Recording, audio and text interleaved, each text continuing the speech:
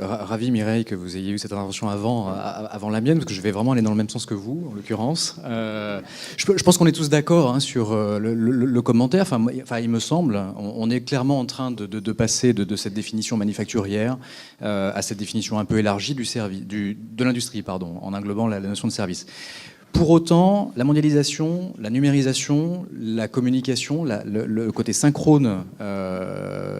qui permet finalement à la demande d'influencer directement l'offre et lui amener une certaine panique sur certains cas, ça réduit aussi beaucoup justement ce temps long. Ça l'amène à des réflexions souvent assez court terme. Et il me semble que dans le financement justement de l'innovation, moi je le vois, parce que dans le parcours d'entrepreneur, on va aussi chercher des financements. On se rend compte assez vite que dans une phase d'amorçage d'un projet, donc encore une fois préparer ces futures entreprises de l'avenir, même à moyen terme, éventuellement, et donc ces futures industries aussi, en tant qu'ensemble, on arrive à trouver très facilement des financements quand on cherche 100 000 euros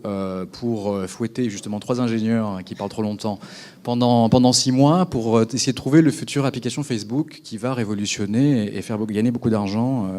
au Facebook tout court, aux financeurs. Dès qu'on rentre justement dans un besoin plus capitalistique, qui rentre justement dans la notion pour moi qui reste encore celle de volume industriel,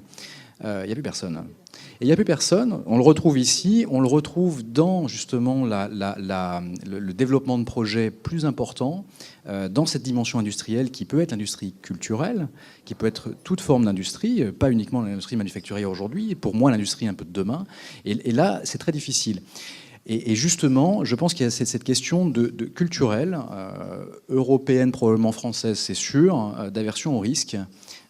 héritée vraiment de longue date, où finalement, on n'arrive pas à prendre des risques en Europe, en France, et donc d'arriver à ce que la puissance publique ou les industries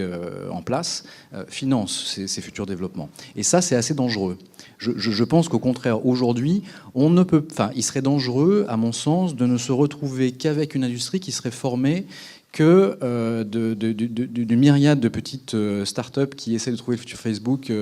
et qui vont faire un turnover tous les 3 mois ou les 6 mois s'ils la trouvent ou non, avec beaucoup, à mon avis, de pertes, plutôt que de se concentrer aussi, pas de remplacer par des projets un peu plus substantiels, dès lors qu'ils ont un sens et qu'ils sont capables de contribuer à une économie qui est à venir.